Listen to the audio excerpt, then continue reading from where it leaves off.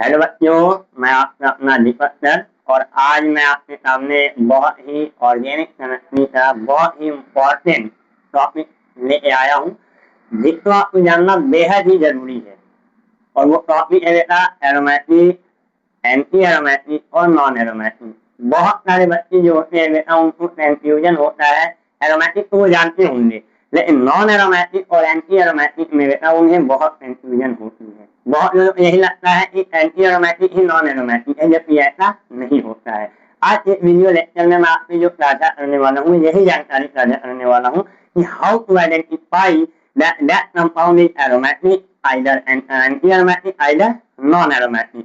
तो एरोमेटिसिटी क्या है पहले हम डेफिनेशन से भी लिख लिया हूँ ताकि आपको समझाने में इजी रहे। तो एरोमेटिसिटी क्या होता है? Aromaticity is a chemical property of slightly planar ring with conjugated double bond that gives them unusually high thermodynamic stability। English में लिखा हुआ है, इसको पहले आप समझिए कि ये लिखा क्या हुआ है। लिखने का मतलब बेटा इसमें एक दो टर्म है, जैसे कि बेटा नाइट्रिक, प्लेनर, कंजुगेटेड। और इन्हीं तीन बातों पे डिपेंड करता है कि आप कैसे पहचानोगे कि कंपाउंड एरोमेटिक है, एंटी एरोमेटिक है या नॉन एरोमेटिक है। मैं आपको बहुत क्लियर कर दूं बेटा, मैं लगभग 5 साल हो गया टीचिंग एक्सपीरियंस मेरा। और आज तक मैं जब भी बच्चों से पहली बार रूबरू होता हूँ और मैं एक कॉमन क्वेश्चन पूछता हूँ कि you know that what is the difference between them, मतलब आइदर एरोमेटिक, एंटी एरोमेटिक और नॉन एरोमेटिक। बहुत कंफ्यूज होते हैं, बहुत प्रयास करने के बाद जो एरोमेटिक को बता देते हैं और एंटी एरोमेटिक और नॉन एरोमेटिक को वो सेम समझते हैं।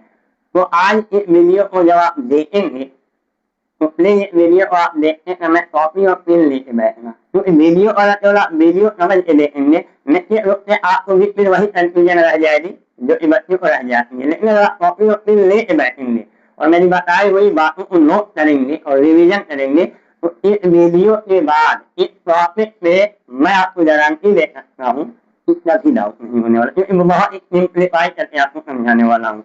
आइए पहले छोटा सा एग्जाम्पल लिखते बेटा और वहां हम समझेंगे कि नाइट्रिक क्या होता है, कंजुगेटेड क्या होता है और प्लेनर, इन तीनों टर्म का मतलब क्या है। क्योंकि जब आपको टर्मिनोलॉजी क्लियर रहेगी ना तो आप पकड़ लेंगे, और जब टर्मिनोलॉजी ही क्लियर नहीं रहेगी फिर आप कंफ्यूजन में रहेंगे। और केमिस्ट्री ऐसा सब्जेक्ट है बेटा, मेरा जो एक अनुभव रहा है इसमें कि आप इसको जितना मन से समझोगे ना उतना ही डीपली समझ में आता है, और जितना जल्दी समझ में आता है उतनी ही रेटियो के लिए भुलाता भी है। ठीक है, तो देखिए हमने कंपाउंड लिया है बेंजीन। अब अगर आप इस वीडियो अगर वो बच्चा देख रहा है जो क्लास 11 में है, वो बच्चा देख रहा है जो क्लास 12 में है या 12 पास आउट है, वो इससे बड़ा फैमिलियर होगा, क्योंकि ये वो कंपाउंड है जो कि मतलब इसके बिना आप बढ़ने पास हो ही नहीं सकते। That is known as benzene.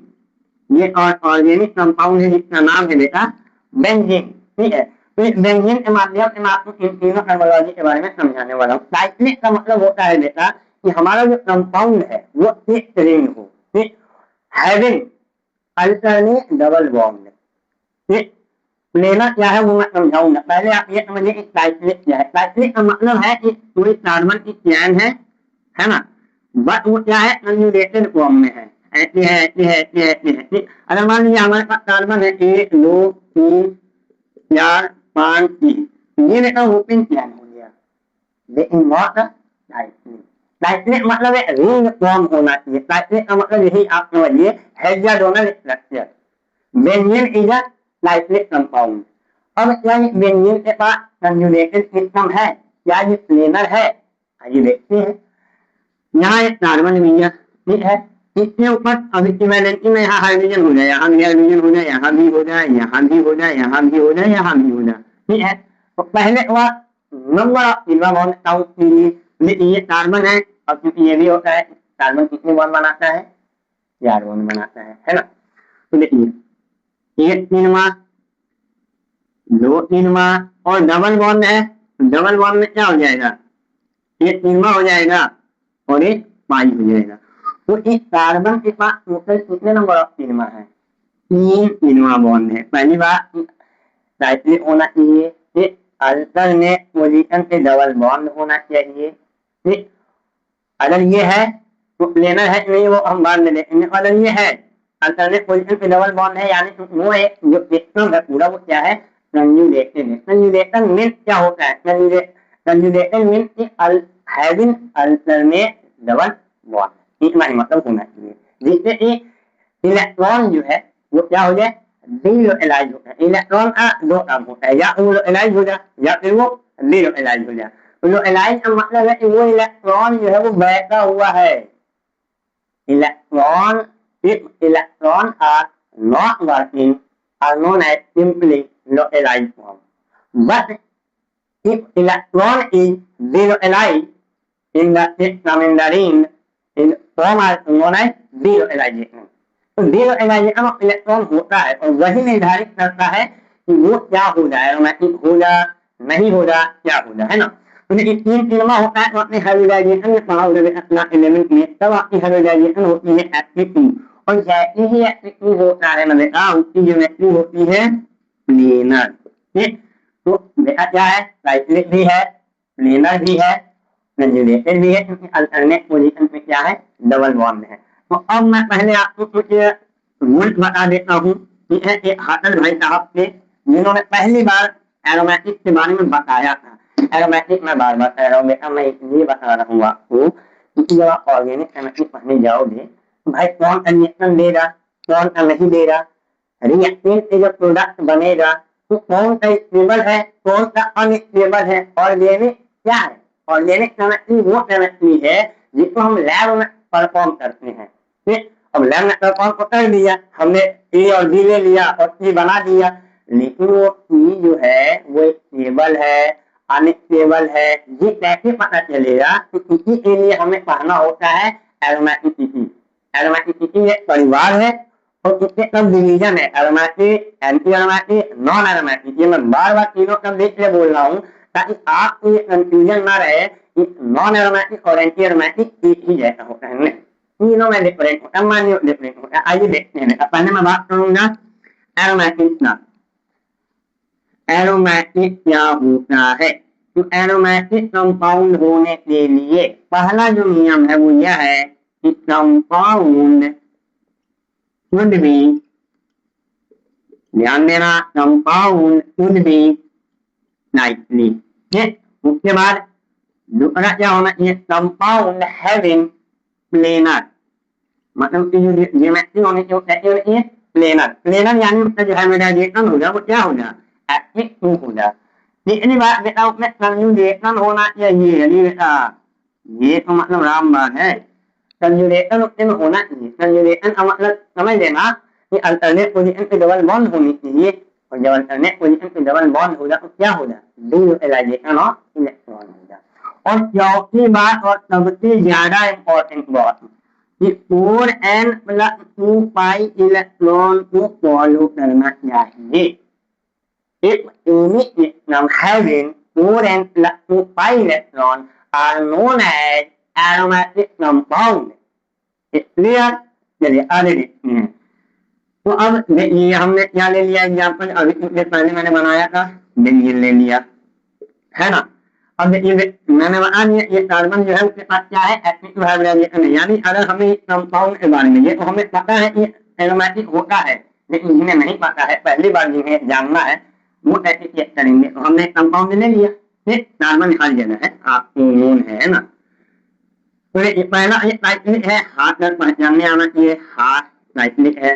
फिर ये प्लेनर भी है, क्यों, क्योंकि इसके पास क्या है, एक्टिव हाइब्रिडाइजेशन है। तो बेटा ये साइक्लिक भी है, प्लेनर भी है, कंजुगेशन भी है। तो देखिए ना, कंजुगेशन हमें क्या पॉइंट होना चाहिए, या तो double bond single bond double bond हो, या फिर single bond double bond single bond हो, या फिर प्लस माइनस और क्या हो, ऐसे ले लो,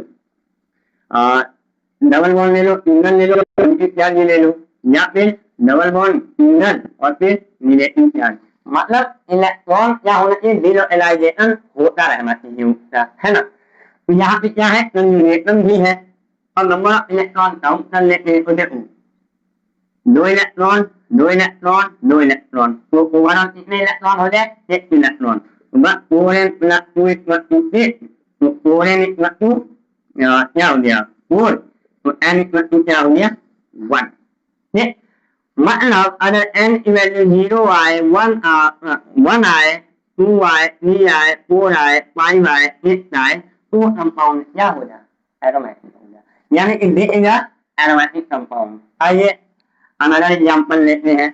हमने ये ले लिया साइक्लोप्रोपेन साइक्लोप्रोपेन क्यों, क्योंकि भाई 3 कार्बन है और साइक्लिक है तो क्या हो गया साइक्लोप्रोपेन हो गया।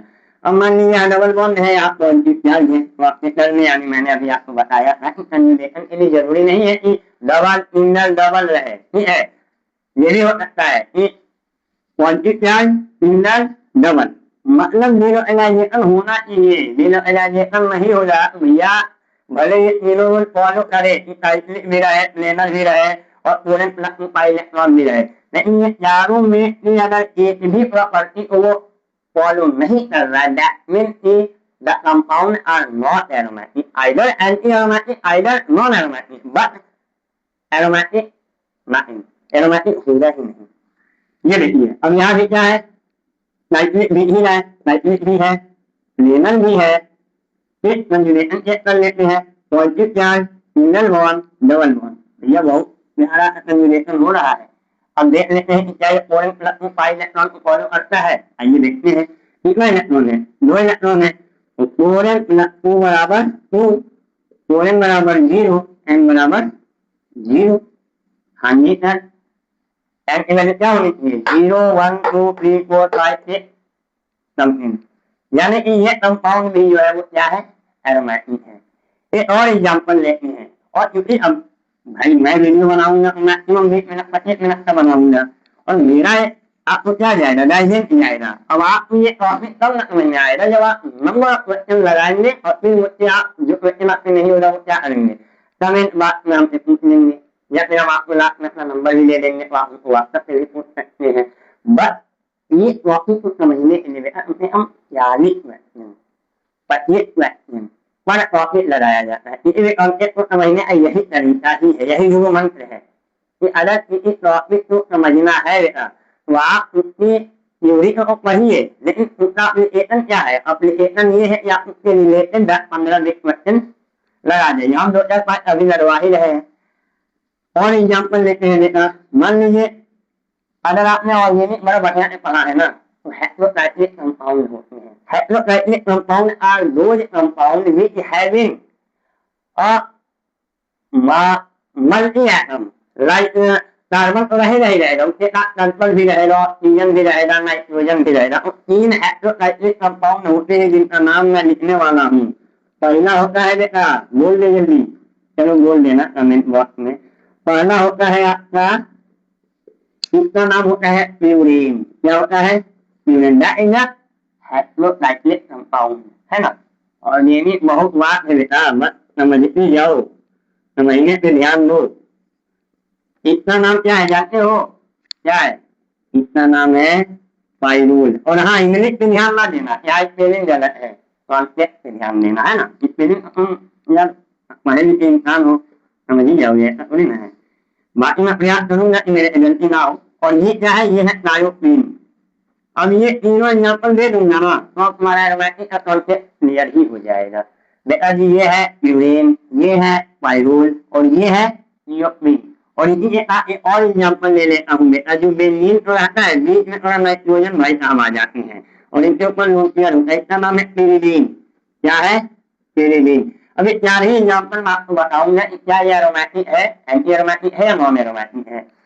तो देखो पहला क्या है double single, double single lone pair single double single.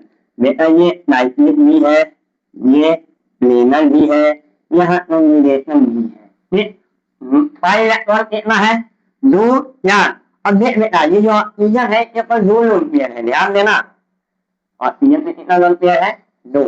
एक जो है वो न्यूट्रलाइजेशन में इन्वॉल्व हो रहा है, लेकिन एक जो है वो न्यूट्रलाइजेशन में इन्वॉल्व नहीं हो रहा है। यानी क्या है भैया, ये न्यूट्रलाइज है, जब ऐसे बैठा हुआ है डले जैसा, इसका कोई काम नहीं है, ये यूजलेस है, ठीक है। और ये वाला बड़ा काम वाला आदमी है, ये कंजुगेशन में भाग ले रहा है, ठीक है। भाग देगा हम जोड़ लेंगे तो उधर वन क्या हो गया, ये हमारी फॉलो हो गई, चौकी वाली हो नहीं हो यही अरे वो एरोमेटिक हो जाए या नहीं हो जाए।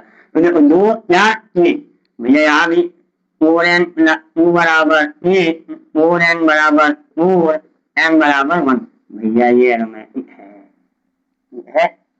अब जब ये हो गया ये भी हो जाए, ये भी वही कहानी, double bond single bond non pair single bond double bond double bond single bond मतलब कंजुगेशन भी है, साइक्लिक भी है, प्लेनर भी है, कंजुगेशन भी है, और इसमें भी एक लोन पेयर रिलोएलाइज हो जाए और एक लोन पेयर रिलोएलाइज हो जाए। नंबर ऑफ पाई इलेक्ट्रॉन देखते हैं, आप इसमें रख लीजिए फोर एन प्लस टू पे रख लीजिए, एन की वैल्यू वन आएगी, एन की वैल्यू वन आएगी, यानी एरोमेटिक हो जाए। ठीक, थोड़ा हम विस्तार करेंगे, कोशिश करेंगे, ध्यान देंगे इस वाले है ना।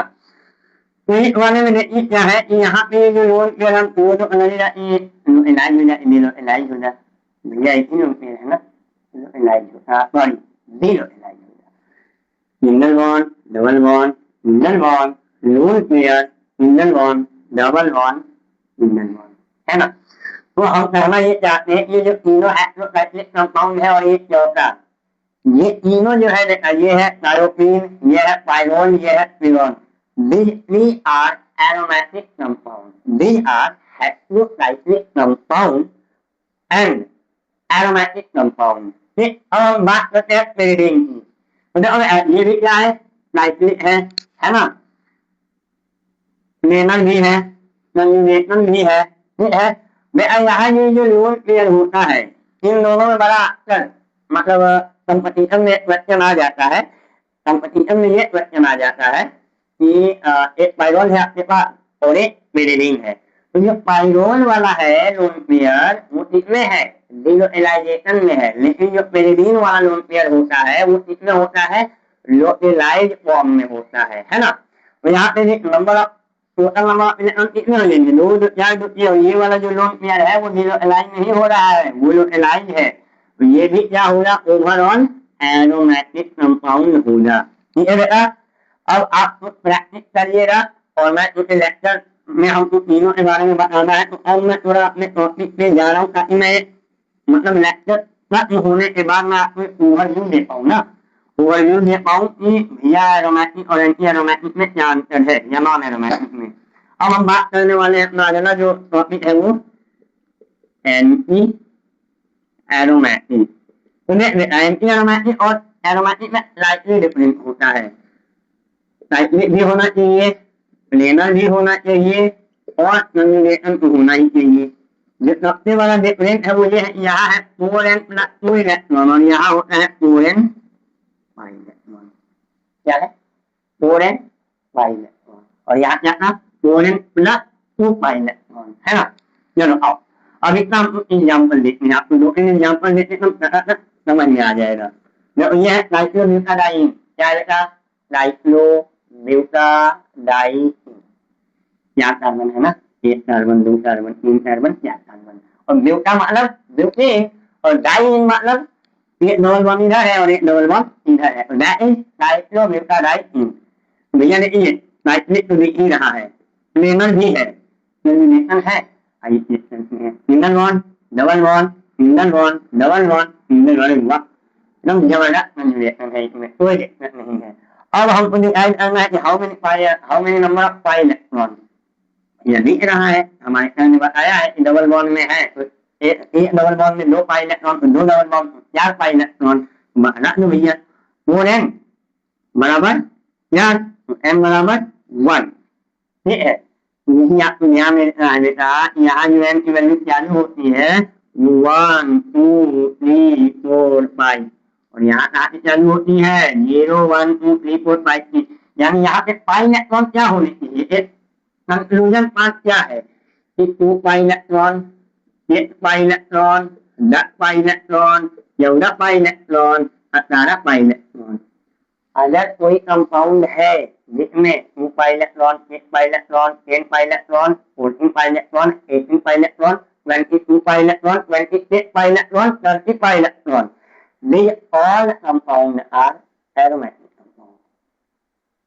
और अगर आप पूरा ध्यान दे रहे हो आप देख रहे क्या अंतर है, चार अंतर है, दो से ये में कितने अंतर है चार का, ये डट में याद है, डट में डट में याद है, चलिए आगे बढ़ते हैं। अब यहाँ कितना है, एन की वैल्यू कितनी है, 1 है, ये हो गया। और एग्जाम्पल लेते हैं, मान लीजिए और क्या एग्जाम्पल ले लिए जाए, ये ले लेते हैं ना, ये एक टाइप पेन टाइप का है। Single bond double bond single bond double bond single bond positive भैया, नाइट्रेट भी है, कंजुगेशन भी है, प्लेनर भी है। नंबर ऑफ पाई इलेक्ट्रॉन कितने है बेटा, 2 2 4, फिर वही 4 n = 1, ठीक है। यानी ये कंपाउंड भी क्या है, एंटी एरोमेटिक है, क्या है, एंटी एरोमेटिक है। और एग्जाम्पल आप एक बार प्रैक्टिस करिएगा, मुझे जो कंक्लूजन पार्ट देना है मैं उस पर भी ध्यान दूंगा, और बाकी जब ये टॉपिक समझ में आ जाएगा और मुझे लगेगा मेरा फीडबैक यानी मेरा पढ़ाया हुआ आपको समझ में आ रहा है, फिर मैं और मेहनत करूंगा। और जो ये जो 40-20-25% में बात कर रहा हूँ वो मैं खुद करवाऊंगा यहाँ भी, आप मैच करिएगा, मैच में इस तरह मैंने भी प्रैक्टिस किया, सर आप भी करा रहे हैं। आज जो आप प्रयास किया हूँ उसमें जो है लास्ट टॉपिक है हमारा नॉन एरोमेटिक, उसको भी मैं समझा दूँ ताकि तीनों फ्लो चार्ट आपको कंपेरिजन में देखा चलूँ, है ना। तो देखिए ध्यान दीजिएगा, 2 8 भैया इसमें आंसर क्या आया, यानी 4 pi electron, 8 pi electron, 12 pi electron और 16 पाई इलेक्ट्रॉन। अगर कोई कंपाउंड है जिसके पास 4 8 12 16 20 24 28 32 पाई इलेक्ट्रॉन है, वो कहा जाएगा, किस कैटेगरी में जाएगा, एंटी एरोमेटिक में जाएगा, ठीक है। अभी लिया है ना कंपाउंड, अभी ऐसे कंपाउंड होना जिसमें 16 पाई इलेक्ट्रॉन होगा, लिक्विड पाई इलेक्ट्रॉन होगा, दिमाग क्या आ जाएगा, how to identify, but if your brackets are very clear you are easily identifying if it's aromatic or anti-aromatic. Now we are going to last topic और very important topic, जैसा ये वाला समझ जाओ इनाम बार है, ये वाला में तुमको क्या ही बताए हम, बहुत समझ में आ जाएगा। हमने पढ़ लिया एरोमेटिक भी, हमने पढ़ लिया एंटी एरोमेटिक भी। अब जिसकी बात मैं कर रहा हूँ जो कि समझते हैं कि नॉन एरोमेटिक और एंटी एरोमेटिक एक ही, हम मैं बता दूं कि तीनों आपस में भाई हैं, तीनों एक ही परिवार के हैं, लेकिन तीनों में डिफरेंट है। क्या है वो आपको लिख ही लिया, यहाँ वाले में लिख ही लिया, साइक्लिक भी है, कंजुगेशन भी है, प्लेनर भी है, लेकिन लास्ट वाला बात वो कॉलम नहीं कर रहा, वो 4 पाई 4n पाई इलेक्ट्रॉन था, और यहाँ क्या था 4n+2 पाई इलेक्ट्रॉन था। तीसरी जो बात है नॉन एरोमेटिक की, अरे भैया बहुत ही इंटरेस्टिंग बात है, क्योंकि ये कुछ और ही फॉलो करता है। ये कहता है कि भैया साइक्लिक भी रहे चलेगा, कंजुगेशन को क्या करिए भाई, नहीं कंजुगेशन को बाद में बताएंगे, साइक्लिक भी रहना चाहिए, प्लेनर भी रहना चाहिए, ठीक, और कंजुगेशन भी रहे, और क्या रहे 4n+2 pi electron, 4n pi electron. अब मैं पहले क्वेश्चन दे रहा हूँ, क्वेश्चन मैं ये दे रहा हूँ, फिर बढ़िया बनाती है,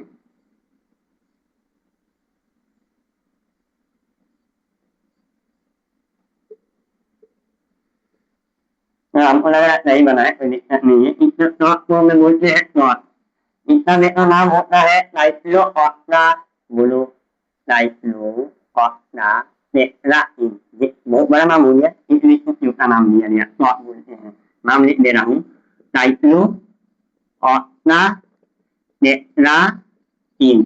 साइक्लो मतलब भैया साइक्लिक है, 8 ऑक्टा मतलब 8 कार्बन है, 1 कार्बन 2 कार्बन 3 4 5 6 7 8, और टेट्राइन समझ ही गए होंगे, भाई 4 डबल बॉन्ड है ना, तो टेट्राइन हो गया। अब आप मुझे बता दीजिए क्या ये एरोमेटिक है, एंटी एरोमेटिक है, या क्या है, नॉन एरोमेटिक है। नॉन एरोमेटिक आप मत जाइए, आप अपना दिमाग लगाइए और इसको बताइए कि ये क्या है। तो पहले आप दिमाग लगाएंगे कि सर साइक्लिक भी है, double bond single bond double bond single bond double bond single bond double bond single bond, sir ये साइक्लिक भी है, ये क्या है, प्लेनर भी लिख रहा है, कंजुगेशन उत्तर भर है, पाई इलेक्ट्रॉन जोड़ लेते हैं, 2 2 4 2 6 2 8, एडिशनल आपका इलेक्ट्रॉन है वो ये तो क्या हो गया पूरा बढ़िया लिख दूं। आप कहेंगे भैया ये तो एंटी एरोमेटिक है और ये कंपटीशन में कई बार आया है। क्या ऑप्शन में रहता है aromatic anti aromatic non aromatic none of the. तो जो 25% बच्चे होते हैं वो नॉन ऑफ दी पे जाते हैं। जो 50% इंटेलिजेंट टाइप के होते हैं वो एरोमेटिक पे चले जाएंगे और जो थोड़े और ऊपर वाले हैं 65% वाले वो आ जाएंगे यहाँ पर एंटी एरोमेटिक है और आंसर क्या होगा नॉन एरोमेटिक। क्योंकि उसको आपने एग्जाम में अप्लाई ही नहीं किया या आपने जहां भी पढ़ा जैसे भी पढ़ा टीचर ने उतना फोकस नहीं किया। तो देखो कमी हमारे में भी होती है। एज ए टीचर भी चाहता है ना जब वो अच्छी जगह पे चला जाता है उसका भी भारत का यही प्रयास होता है कि अब थोड़ा आराम किया जाए। बहुत ज्यादा पढ़ा क्या हो जाए 11-12 में और जो हमारा कंपटीशन है वो वही चीज पूछता है जिसकी आने की संभावना बड़ा कम होता है। लेकिन कंपटीशन उसी चीज को फोकस करता है और जो बेहतरीन टीचर होता है मैं सारे टीचरों की बात नहीं कर रहा हूँ मैं बेहतरीन टीचर की बात कर रहा हूँ वो हर टॉपिक को इम्पोर्टेंट समझता है तो इसको पता है कहाँ कहीं क्वेश्चन आने वाला है। आइए देखिए यही कैसे आता है क्वेश्चन सॉरी। तो देखिए भैया ये एंटी एरोमेटिक नहीं है। अरे सर अभी तो आप कह रहे थे कि आपका इलेक्ट्रॉन होगा साइक्लिक होगा कंजुगेशन होगा प्लेनर होगा तो एंटी एरोमेटिक ही होगा। हाँ मैं दोबारा कह रहा हूँ कि होगा लेकिन ये नहीं है। तो क्या है भैया यही है वो कंपाउंड जिसके बारे में हम बताने के लिए बेसब्री इंतजार कर रहे थे आपको वही है नॉन एरोमेटिक। अरे ये क्या बलंदर हो गया ये हो गया बेटा कि जो नॉन एरोमेटिक की पहचान है वो पाई इलेक्ट्रॉन से नहीं आप बता पाएंगे। नॉन एरोमेटिक है वो इससे पता चलेगा या उसके अंदर प्लेनरिटी नहीं होगी या कॉम्बिनेशन नहीं होगा। ये दो बातें ही डिसाइड करती है कि either compound is aromatic anti aromatic और नॉन एरोमेटिक। मतलब देखिए ना आपको कंफ्यूजन किया ना भाई आपका इलेक्ट्रॉन का आपने कह दिया कि सर ये तो एंटी एरोमेटिक होगा तो चाहे वो ये वाला इलेक्ट्रॉन रहे चाहे वो ये वाला इलेक्ट्रॉन रहे मैटर यहाँ नहीं करता है। जो इसका मतलब क्या कहते हैं अंग्रेजी में बोलते हैं ड्राइविंग फोर्स जो है इसका कैसे पता चलेगा ड्राइविंग फोर्स ये दोनों भाई साहब है। अगर ये मैच कर दिया तो भैया आ गया इसमें या ये मैच कर दिया तो आ गया इसमें। तो एक्चुअली में ये जो आप कह दे रहे हैं ना ये प्लेनर है एक्चुअली में these compound are not planar D is sorry planar नहीं होता है नॉन प्लेनर होता है और एक्चुअली में जो स्ट्रक्चर होती है वो ऐसा होता है लेकिन एक्चुअली में ये ऐसा होता है ऐसा।